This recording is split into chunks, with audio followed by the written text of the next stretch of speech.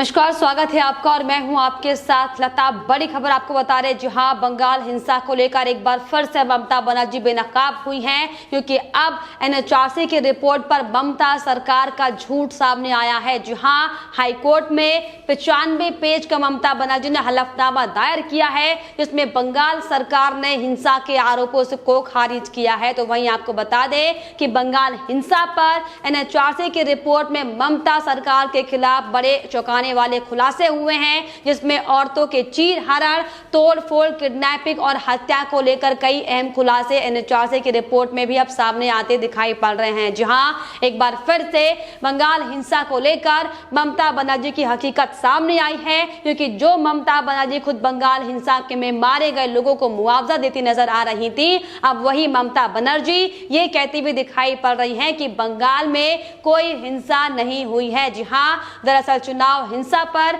राष्ट्रीय मानवाधिकार आयोग की रिपोर्ट पर कलकत्ता हाईकोर्ट ने बंगाल सरकार सहित तमाम सभी पक्षों को 26 जुलाई तक हलफनामा जमा करने का निर्देश दिया था, जिसके बाद आज ममता सरकार की ओर से कोर्ट में एक झूठा हलफनामा दायर किया गया है। जी हां, जिसमें ममता बनर्जी ने हिंसा के आरोपों को सिरे से खारिज किया है। एनएचआरसी की रिपोर्ट में चुनाव के बाद की हिंसा के तमाम आरोपों का ममता बनर्जी ने हाईकोर्ट में दिए अपने हलफनामे में झूठ बोलते हुए उनका खंडन किया है। जी हां, दरअसल बता दें कि हलफनामे में यह साफ तौर पर कहा गया है कि रिपोर्ट में हिंसा को लेकर जो भी बातें कही गई हैं उनमें जरा भी सच्चाई नहीं है। जी हां, इस दौरान बंगाल के गृह सचिव बीपी गोपालिका ने हलफनामे में कहा है कि विधानसभा चुनाव के बाद बंगाल में राजनीतिक हिंसा की घटना नहीं हुई है। एनएचआरसी की टीम राज्य की सत्तारूढ़ टीएमसी सरकार के खिलाफ दरअसल पूर्वाग्रह से ग्रस्त थी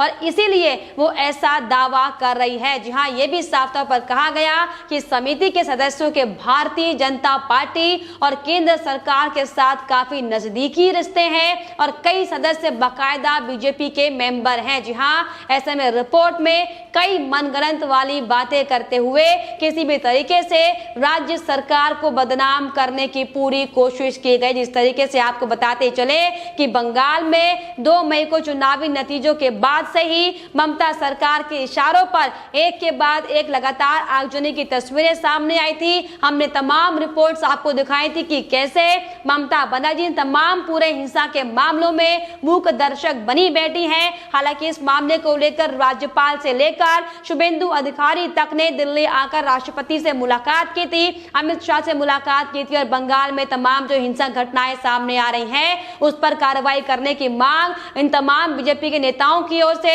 और राज्यपाल की ओर से की गई थी। लेकिन आप देखिए कि किस तरीके से अब ममता बनर्जी तमाम हत्याकांड को लेकर और बंगाल में पिछले कई महीने से हुई हिंसक तस्वीरों को जो सामने लगातार आ रही थी उनका खंडन कर रही है और दरअसल जज के ऊपर आरोप लगाने के बाद अब एनएचआरसी की टीम के मेंबर पर भी ममता बनर्जी आरोप लगाते हुए दिखाई पड़ रही, जो कि वाकई बेहद ज्यादा शर्मनाक है। जी हां, और यही नहीं, आपको बताते चले कि हलफनामे में यह भी साफ तौर पर कहा गया कि बीजेपी नेता आतिफ रशीद एनएचआरसी पैनल में जानबूझकर रखा गया है, क्योंकि वो राज्य सरकार को लेकर पहले से आलोचना करते रहे हैं और उनको बंगाल में कानून व्यवस्था की स्थिति के बारे में नकारात्मक रिपोर्ट देनी थी। वो रिपोर्ट में क्या लिखेंगे ये पहले से हम सबको पता था और भी ज्यादातर लोग इसी तरह के विचार वाले रखे गए हैं। जी हां, ये आरोप दरअसल ममता बनर्जी की ओर से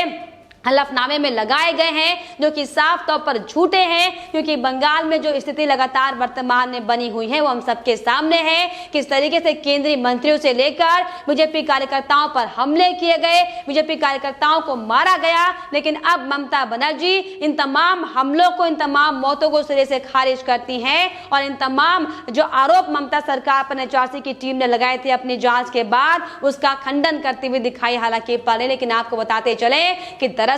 पश्चिम बंगाल में चुनावी नतीजों की घोषणा होने के बाद से ही हिंसा चरम पर है और राष्ट्रीय मानवाधिकार आयोग ने इस तमाम मसले को लेकर 14 जुलाई को कलकत्ता हाईकोर्ट में अपनी रिपोर्ट सौंपी थी। आयोग ने साफ तौर पर इस रिपोर्ट में सैकड़ों घटनाओं का जिक्र किया था जो राज्य में 2 मई के बाद घटित हुई हैं। जी हां, और इस रिपोर्ट में दरअसल 30 वर्षीय अरुण दास के साथ हुई बर्बरता का भी जिक्र किया गया, जिसका खुलासा साफ तौर पर हुआ है, जिसकी बांकुरा जिले के नारड़ा गांव में हत्या कर दी गई थी। जी हां, 5 मई 2021 को युवक का शव पेड़ से लटका मिला था और जिसके बाद एनएचआरसी की टीम जो जांच के दौरान गई थी प्रभावित इलाकों में, दरअसल उससे अब ये साफ तौर पर बड़े खुलासे के तौर पर निकल कर आ रहा है कि अरूप दास के जो पिता थे उन्होंने दरअसल ये आरोप लगाते हुए बताया है कि 4 मई 2021 को उनके घर में तृणमूल कांग्रेस के गुंडे आए थे और सबको बेरहमी के साथ पीटने लगे। और यही नहीं, इस दौरान आपको बता दें कि उनके भाई के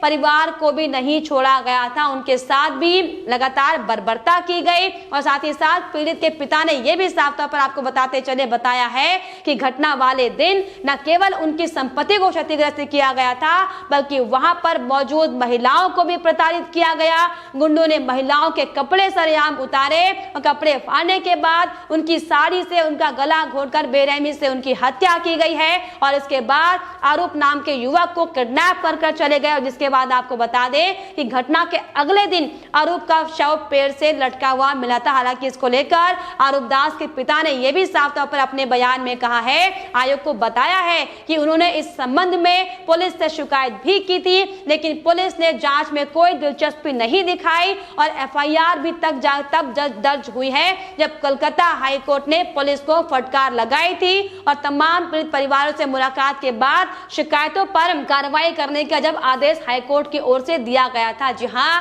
एनएचआरसी ने कागजात के अवलोकन के बाद दरअसल इस मामले में पाया है कि अरूप दास के पिता ने 5 मई को पुलिस स्टेशन खंडकोश में शिकायत दर्ज करवाई थी, लेकिन पुलिस ने 1 माह के बाद यानी कि 10 जून को इस मामले में एफआईआर दर्ज की है। जी हां, और इसी कड़ी में एनएचआरसी का यह भी साफ तौर पर कहना है कि कोर्ट की ओर से कार्रवाई के निर्देश जारी करने के बाद ही मामले में प्राथमिकी यानी कि एफआईआर दर्ज की गई थी। एनएचआरसी ने बताया है कि इस पूरे मामले में 21 लोगों के खिलाफ केस दर्ज किया गया है, लेकिन अभी तक किसी को भी गिरफ्तार नहीं किया गया है। तो साफ तौर पर एक के बाद एक बड़े खुलासे ममता बनर्जी को लेकर हुए थे, जिसको लेकर 13 जुलाई को एनएचआरसी की टीम ने चुनाव के बाद जो हिंसा लगातार बंगाल में हो रही थी उन हिंसाओं के आरोपों की जांच करते हुए हाईकोर्ट को 50 पन्नों की अपनी रिपोर्ट सौंपी थी, जिसमें अंतिम जांच में रिपोर्ट में आपको बता दें कि राज्य प्रशासन की और राज्य सरकार की कड़ी निंदा इस दौरान टीम की ओर से की गई थी। रिपोर्ट में साफ तौर पर कहा गया था कि राज्य प्रशासन ने जनता में अपना विश्वास खो दिया है, क्योंकि बंगाल में कानून का राज नहीं है बल्कि यहाँ पर शासक का कानून चल रहा है। जी हाँ, और दरअसल यही बड़ी वजह है कि जांच टीम को अपनी जांच के दौरान 23 जिलों से 1979 शिकायतें मिली थी, जिसमें ढेर सारे गंभीर मामले अपराध से संबंधित थे। इसमें अधिकांश शिकायतें कूच बिहार, वीरभूम, बर्धमान, उत्तरी 24 परगना और कलकत्ता से मिली थी, जिनमें ज्यादातर मामलों में दुष्कर्म, छेड़खानी व आगजनी की खबरें थी, आगजनी की शिकायतें थी। और साथ ही साथ रिपोर्ट में यह भी साफ तौर पर कहा गया था कि महिलाओं पर हुए अत्याचार की 57 शिकायतें राष्ट्रीय महिला आयोग से भी एनएचआरसी की टीम को मिली थी, जो साफ तौर पर बड़ा खुलासा है। लेकिन ममता बनर्जी इस पर ध्यान देने की बजाय, इस पर कार्रवाई करने की बजाय लगातार झूठे हलफनामे कोर्ट में दायर करते हुए दिखाई पड़ रही हैं। और यह आरोप दरअसल एनएचआरसी की टीम पर लगाए जा रहे हैं कि दरअसल बीजेपी के एजेंट इस पूरे मामले की जांच कर रहे। लेकिन आपको बताते चले कि जिस तरीके से ममता बनर्जी का डर, उनकी भौकलाहट, साफ तौर पर कह सकते हैं कि ममता बनर्जी जिस तरीके से एक के बाद एक झूठे आरोप बीजेपी पर कभी लगाती हुई दिखाई पड़ रही है, कभी चुनाव आयोग पर तमाम तरह के आरोप लगाए जा रहे हैं। तो अब जाकर आपको बताते चले कि पीठ को जजों की पीठ पर आरोप लगाने के बाद ममता बनर्जी अब राष्ट्रीय मानवाधिकार आयोग पर आरोप लगाती हुई दिखाई पड़ रही है, जो कि साफ तौर पर इशारा करता है कि दरअसल ये ममता बनर्जी के खिलाफ हो रहे खुलासों का असर है, जिसको देखते हुए ममता बनर्जी लगातार अपने आप को इस कदर बचाने में लगी हुई कि लगातार मासूमों की जिंदगी के साथ खिलवाड़ किया जा रहा है। और बंगाल में जिस तरीके से लंबे समय से हिंसा का जो तांडव ममता बनर्जी ने खेला है, उस पर कार्रवाई करने की बजाय एक बार फिर से ममता बनर्जी अपने पुलिस प्रशासन से लेकर अपने टीएमसी के गुंडों गुंडों को बचाती हुई नजर आ रही है। लेकिन आपको बताते चले कि बंगाल हिंसा को लेकर ममता बनर्जी की मुश्किलें लगातार बढ़ने वाली है, क्योंकि जिस तरीके से 2 मई के बाद से ही लगातार जो बंगाल में उग्र तांडव टीएमसी के नेताओं ने दिखाया है, हालांकि चुनाव से पहले भी ममता बनर्जी लगातार खुलेआम ये धमकी देती हुई दिखाई पड़ रही थी कि एक बार हमारी सरकार बन लेने दो, उसके बाद सबको देख लेंगे। और जिसके बाद 2 मई को नतीजे आने के बाद से ही लगातार ममता बनर्जी ने अपना खूनी खेला शुरू कर दिया, जिसकी बानगी ये रही कि अब तक न जाने कितने मासूमों की हत्याएं इस बंगाल हिंसा की आड़ में हो चुकी है, और खास तौर पर बीजेपी कार्यकर्ताओं को चुन चुन कर टीएमसी के गुंडों की ओर से मारा जा रहा है। लेकिन आपको बता दें कि अब जो खुलासे एनएचआरसी की टीम ने बड़े खुलासे किए हैं, जो वाकई भयावह खुलासा ममता बनर्जी के खिलाफ हुआ है कि कैसे औरतों का चीरहरण किया गया था, कैसे तोड़फोड़ की गई थी और कैसे किडनैपिंग के बाद लोगों की हत्याएं की जाए। दरअसल यही बड़ी वजह है कि लगातार ममता बनर्जी अब अपने आप को बचाने की कोशिश कर रही है, और बचाते बचाते तमाम झूठ ममता बनर्जी की ओर से किए जा रहे हैं। लेकिन साफ तौर पर आपको बताते चले कि ममता बनर्जी की मुश्किलें बढ़ने वाली है, क्योंकि अब बंगाल हिंसा को लेकर ममता बनर्जी बेनकाब होती हुई दिखाई पड़े। लेकिन फिलहाल इस पर आपकी क्या राय है, हमें कमेंट बॉक्स में जरूर लिखिएगा। साथ ही साथ हमारे चैनल को सब्सक्राइब करना भी ना भूलें।